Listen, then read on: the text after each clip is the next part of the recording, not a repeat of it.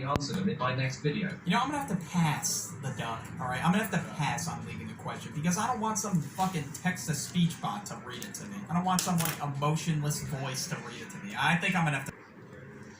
Hi guys and welcome to my channel.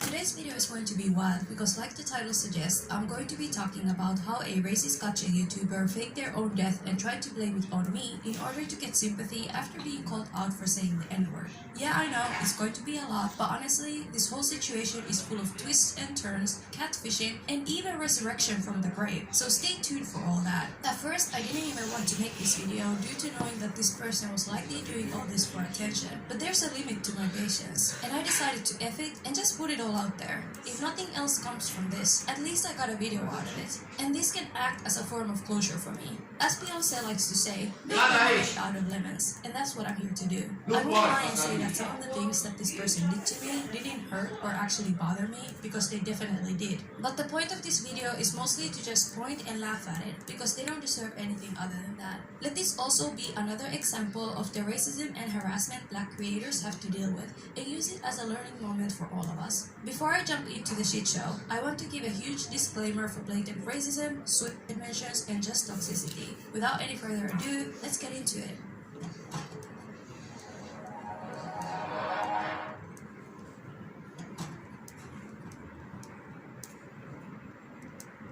So this all started spring of last year when I was getting attacked for drawing myself as an anime character. Shortly put, I got bombarded with racist abuse for simply drawing a self-insert into a Studio Ghibli movie, and it angered many because apparently some people can't stand seeing Black people in anime for some reason. I have 2 videos going over those situations, which I'll leave in the description down below and in the iCards above. Well, before I even made my videos on those situations, I was busy calling it out on my Twitter and Instagram accounts. This is when the infamous gotcha YouTuber joined into the picture by being one of the many who were throwing racist slurs in my way. This gotcha YouTuber was called FizzyBop, and they got on my radar when they made a video called Why You Should Unsubscribe from Tumin and 2 other Black creators. What really blew my mind was their ridiculous reasoning for wanting people to unsubscribe from me. It was simply because, according to Fizzy, and I quote, reason number 1, they are disgusting N-words. I was so flabbergasted by this video, which was sent to me by a subscriber, that I had to share it on Twitter because it was just too crazy to ignore.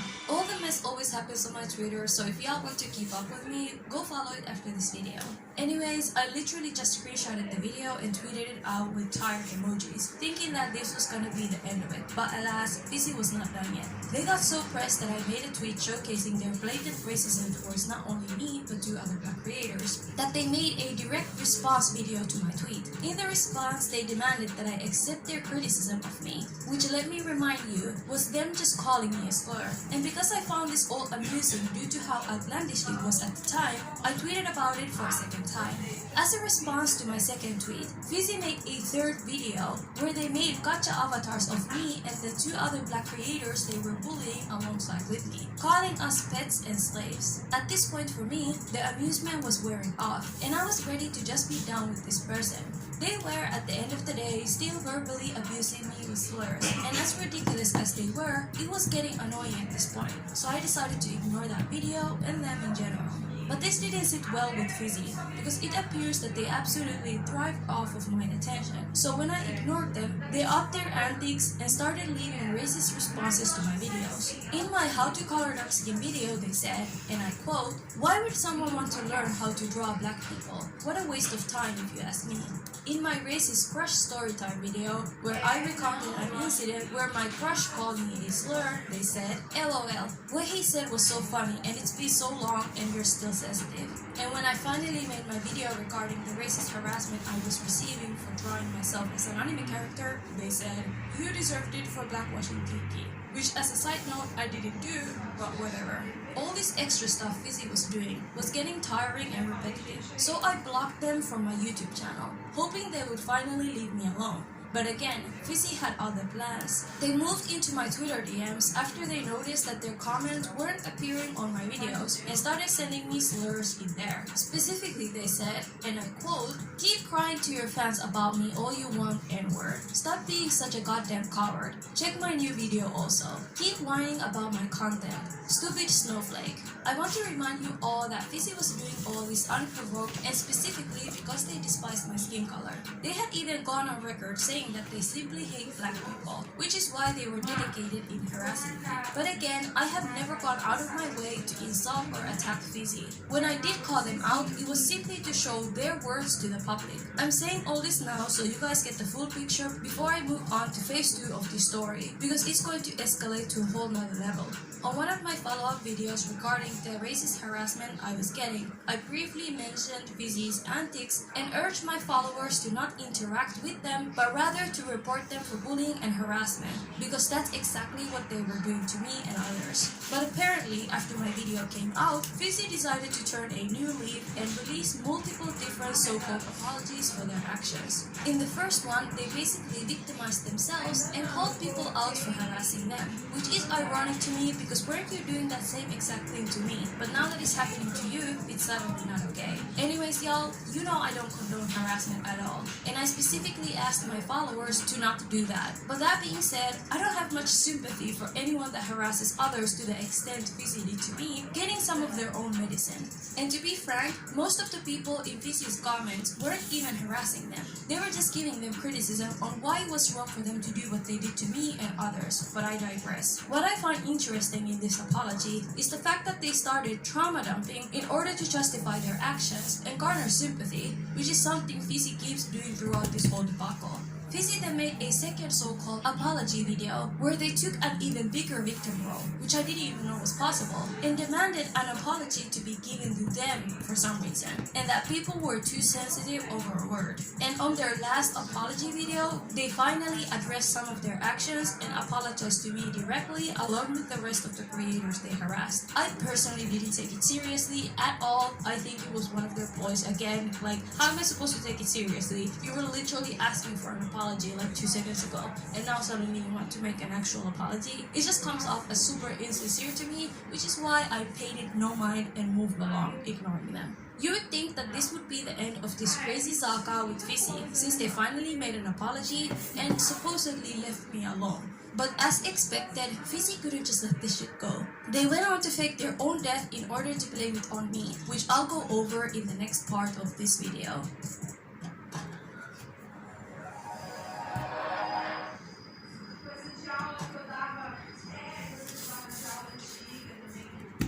For a time, Fizzy left me alone, and I eventually forgot about their existence. This was so until one fateful night in October, when I got a shocking DM from a not safe for work gacha account that really took me by surprise. It said, and I quote, "I effing hate you. My girlfriend is dead because of you. You ruined her life. I hope you're proud of yourself. You sent your fans to attack someone who was doing what she loved. I hope you effing die, Doomin."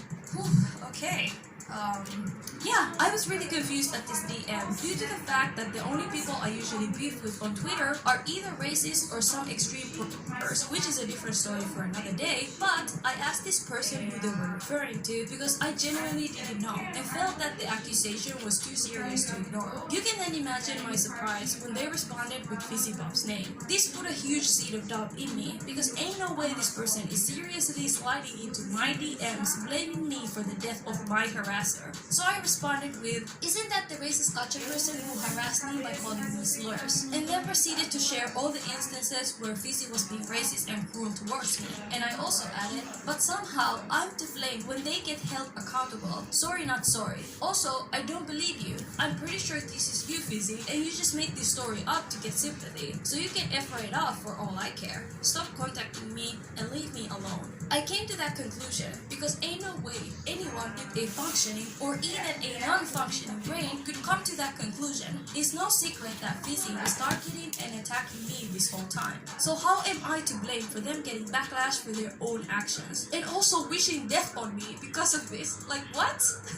You want me to die because Fizzy was held accountable? Really? Also, what do you mean you sent your fans to attack someone who was doing what they love? I guess Fizzy loved being a racist bully, but sorry for you, I'm not gonna stand for that, especially when she was so persistent in targeting me specifically. Actions have consequences. If Fizzy didn't want backlash, maybe she shouldn't have been a racist hat who attacks others. Like I said before, the only thing I ever did was to show what Fizzy was saying to me and ask people to report them for it. That's it. If that's me ruining their life, when they decided to seek me out and say all those things unprovoked, knowing it would cause backlash, then honestly, so be it. That being said, this DM was giving me huge catfish vibes due to the suspicious nature of it. But I was 99% sure that it was Fizzy herself making this story up in order to garner sympathy with this new girlfriend alt they created. When I confronted them about this, they responded with an incoherent mess of words, basically saying that they were not Fizzy and that they were willing to show their hand to prove that they weren't her, while begging me to trust them. I was not convinced, so I asked them to show proof of Fizzy's death, but their only response was just, "Trust me, I'm not Fizzy, I swear." This person then proceeded to send me a picture of their hand as proof that they weren't Fizzy. But that obviously wasn't very convincing to me because I had never seen a picture of Fizzy's hand, so there was nothing I could compare this random hand photo to. I didn't even ask for this hand reveal. They just sent it, and I was so confused when I got it. I was getting tired of talking with this person, so I asked them why they were blaming Fizzy's passing on me, and this is what they had to say. "I came to the conclusion that it was your fault, which I still believe it is, because you made a video about her, made 2 tweets about her, uncensoring her name, and letting your fans go willy-nilly attacking her. She was getting death threats for months. Did you not know?" This response pissed me off because how dare they blame me for Fizzy getting backlash? They were a bully and a racist, harassing creators over and over again, but suddenly when they get called out for it, we're the bad guys. I think sending death threats to anyone is wrong, and I have disavowed that type of behavior on my channel multiple times. But the fact that this person is saying, "Oh, you tweeted about Fizzy 2 times, and oh, you mentioned her in this one video." Well, guess what? Fizzy was seeking me out this many times. There's a limit to how much I can take this type of behavior before I call it out. If you're willing to say all this shit with your whole chest, then you need to be able to stand behind it. If you're saying this on your account and I call you out showing your account, suddenly you can back down and be like, "You can't show my account, you have to censor my name." I will show your name. Also, let's pause for a moment and think of all this logically. If your significant other passed away, you would not be on Twitter blaming random creators for their passing while trying to convince them that you're not the deceased person. Like the fact that this person is up in my DMs sending me random hand photos and swearing up and down that they aren't Fizzy in order to garner some sort of sympathy is just deplorable. At this point, I was over this conversation and I decided to do some digging of my own. I searched for Fizzy. Só que ele foi diagnosticado com transtorno mental.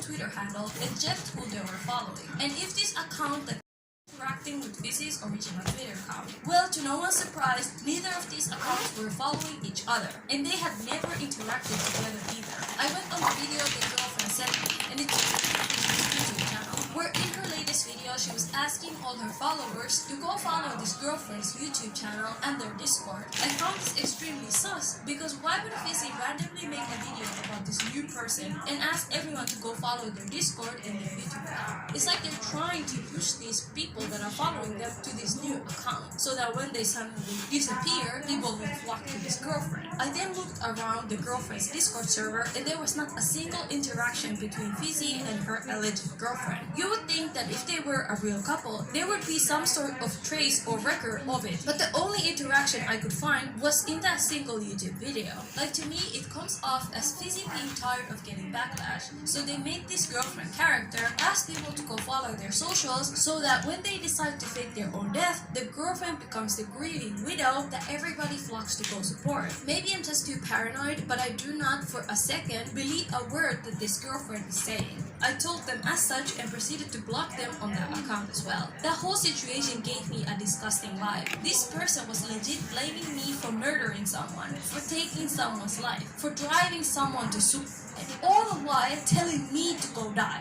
All the while sending me death threats. That's such a traumatic and horrific thing to put on anyone. And to do all that for attention is just beyond sick to me. I just want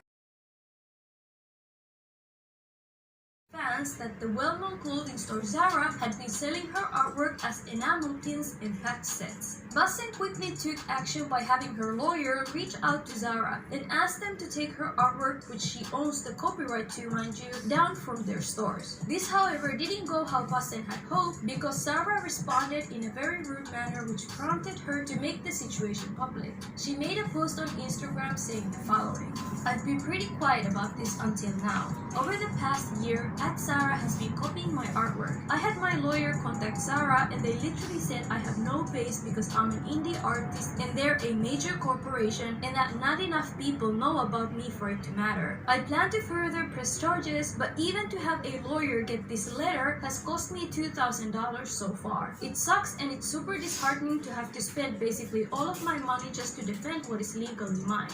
With this post going viral, a friend of Bassem's called Adam Kurtz, who had also experiences of a similar situation in the past where he had also found out that Zara's subsidiary store called Bershka had stolen his artwork and sold them without permission, credit, or any compensation, decided to help Bassem on their situation.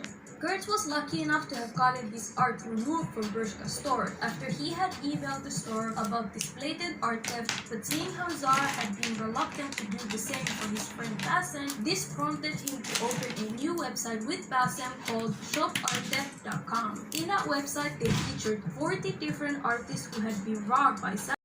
These companies really are. This is why it's really important for all the artists to protect their IP in any way they can, whether it's by registering their copyright or